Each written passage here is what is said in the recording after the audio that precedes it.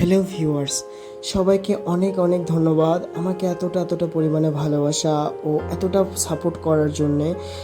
তো আজকে যে বিষয়টা নিয়ে বলবো, যদি কারোর কোনো সাপোর্ট লাগে আমাকে অবশ্যই জানাবে, আমি সাপোর্ট করব যতটা পারবো।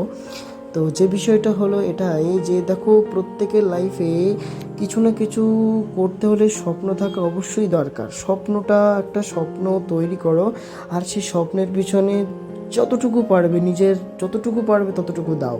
দেখবে এই স্বপ্নটা সাকসেস হোক বা না হোক, কিছু না কিছু শিখবে, অবশ্যই কিছু না কিছু শিখবে। আর যদি সাকসেস একবার হয়ে যায়, সেই স্বপ্নটার পিছনে বারবার পদঘাত খেতে খেতে যদি স্বপ্নটা একবার সাকসেস হয়ে যায়, নিজেকে অনেক অনেক প্রাউড মনে হবে।